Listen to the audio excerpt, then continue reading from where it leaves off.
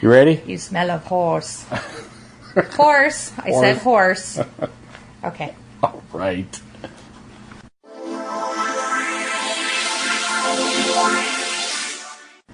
So we are chilling here in our back-end studio. I hope that fan isn't too loud. The overhead fan? Yes. At any rate, you are listening to the Vicis Interimo show. 30 minutes to kill, more or less. Lately, much more. Horror entertainment show featuring horror, suspense, and psychological thrillers. You can find us on iTunes, Stitchers, Podomatic, and just about anywhere. Type in VICISINTERIMO. I'm your host, Michael Mad Saxon Jones, here with my lovely wife and co-host, Lori.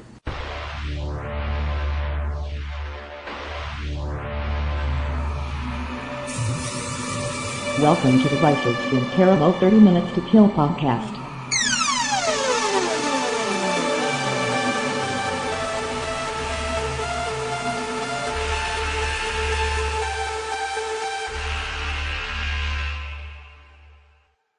Portions of this podcast are made possible through the patronage of great people like At Lonely Bob, Big Alvy, and Goldafish.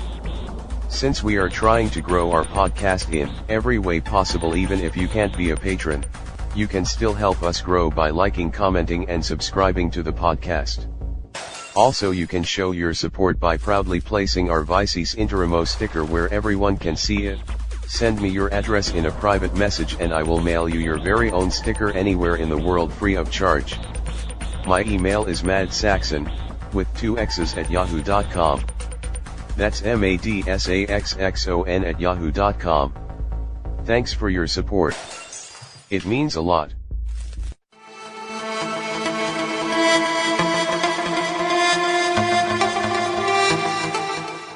Generally, we have 4 segments to each show. Laid to Rest, where we recap any old show or information that we may have missed. A review of our featured movie. This week's movie is 20? No, wait. No. XX? Double X? What is that? I'm pretty sure it's a reference to the XX chromosome as opposed to the XY chromosome, but Yes. So it's probably titled XX. Okay. I'm guessing. Well, at any rate, we're going to have a brief garbage in and out, and we'll end with a crawling chaos, a topic or factoid that we have never talked about on the show before. Sometimes silly, sometimes serious, almost always chaotic. Hi. Hi. How are you? I think I'm okay now. Okay, it's been it's been a day. We'll just leave it at that. Yes. Did you have anything that you wanted to wrap up from the last show? That was Heck it. no.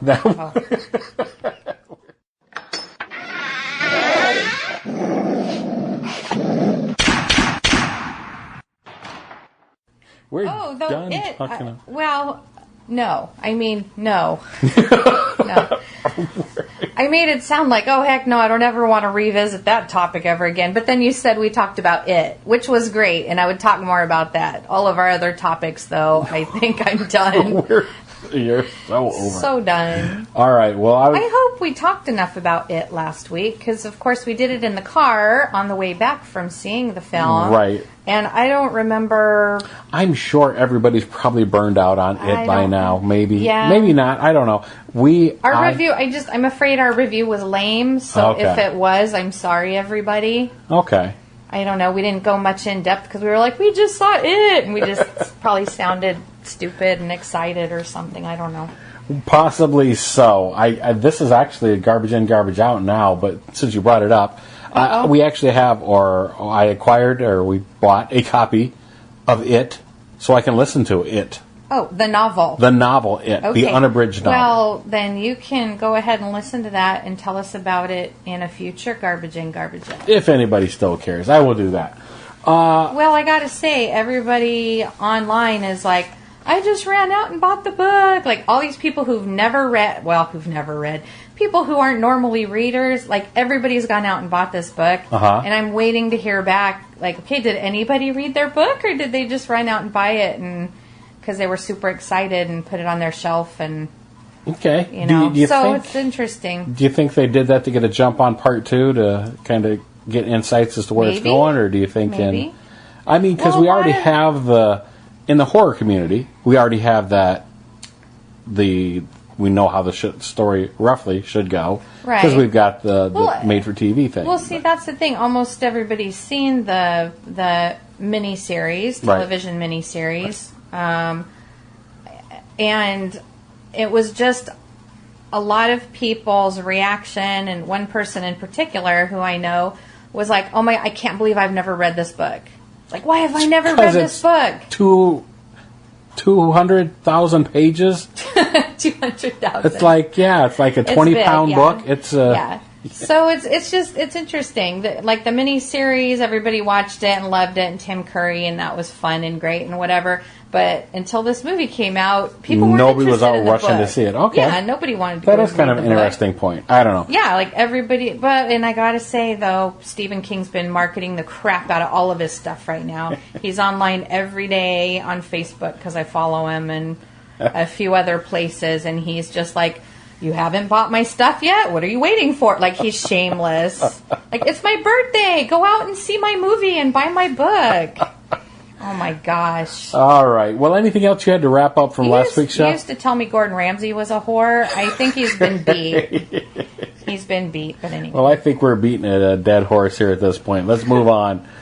You ready? You smell of horse. Horse. I said horse. Okay. All right. I could have sworn he said whores when the first time I heard that. I was like, what did he just say? You're talking about Lord of the Rings? Yes. All right. Saruman. He needed his mouth washed out with soap.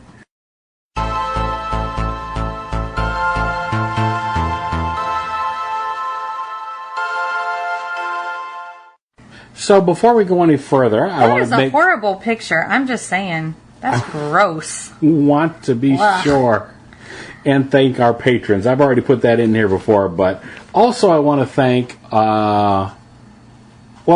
Professor Lee for his cash donation to the podcast. Yeah. Again, greatly appreciated.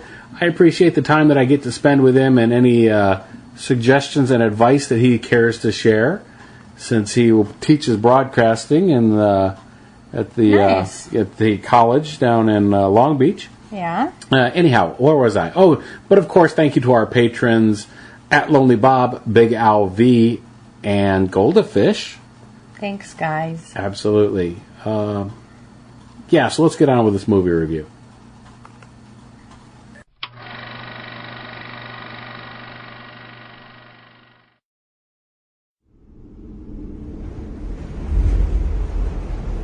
What's in the box? Present. Can I see? Danny. Stop being so nosy. It's okay.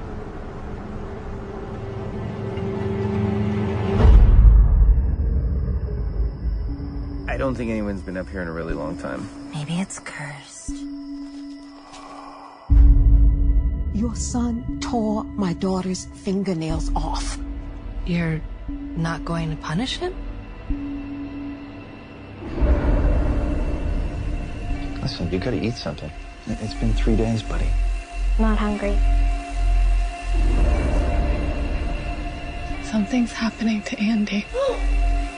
Something just terrible.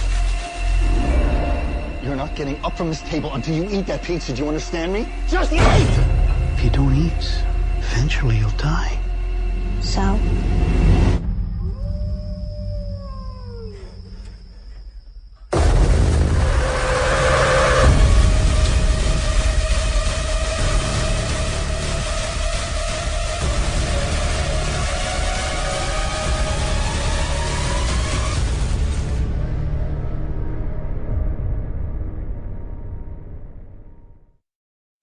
That is a really super short synopsis. But what do you do with a movie like this? Well, it's it's an anthology. Anthology, man. Yeah. Tongue-tied, anyhow. So we've got XX, or we could call it female chromosome. Should we call it that? I like just calling it 20, but yeah. Don't call it 20. Okay, so this actually came out this year, and it's rated R.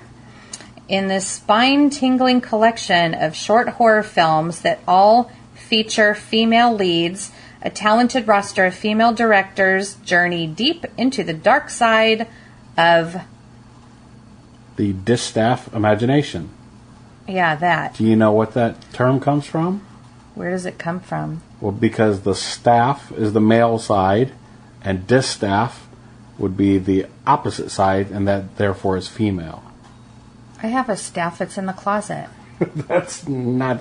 Well, kind of what we're talking about, but not really. Oh! I mean, it is... Never mind. More useless trivia that I have. Anyway. Anyhow, back to our discussion of this. So this is actually 4 short films. Yes.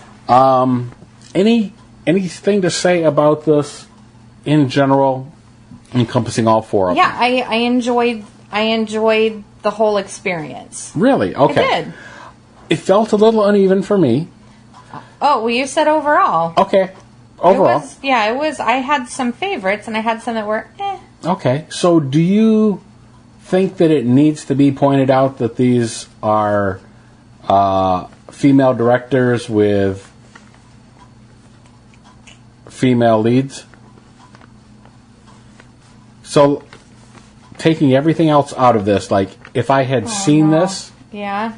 Am I dangerously Are we going close? down another social commentary thing? And No, we're not. Never mind. Okay. I'm leaving. Right. No, continue your thought. I'm mostly teasing. Okay, all I was going to say is like... So if that wasn't pointed out, would that be different? I don't think it would matter. Yeah, it shouldn't matter. I think that horror has come from a genre where people would argue that the females were always the victims and they were put down. I think we're to a point now where it doesn't matter. Your lead is just as likely to be a male as a female, or the survivor, or whatever, in a horror movie.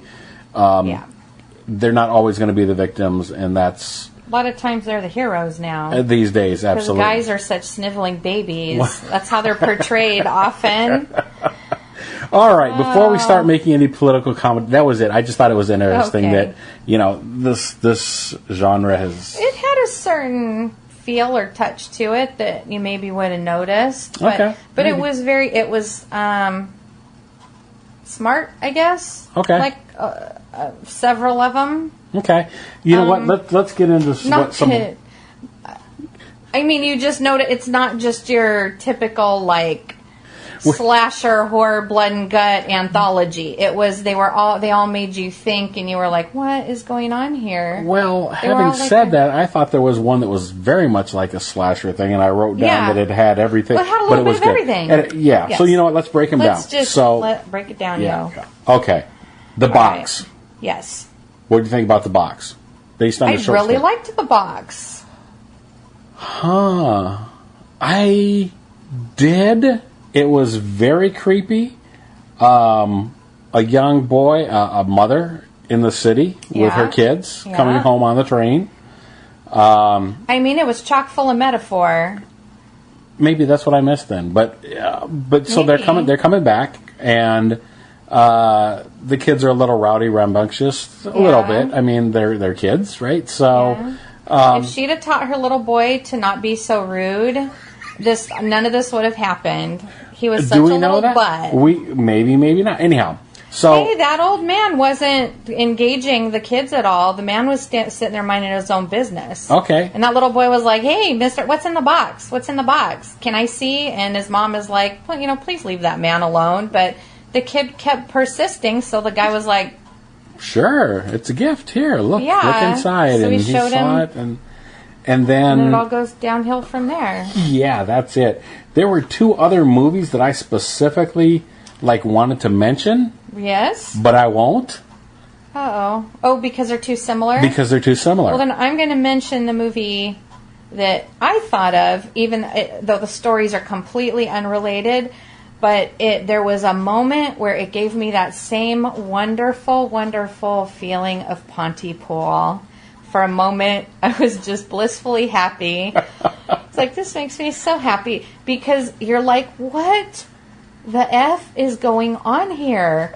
And it just, you have that, like, just... Okay, well, that was the movie that I was going it's that Pontypool feeling. That's what I was going to say. That was the one of the movies that I wrote down. Oh, of course.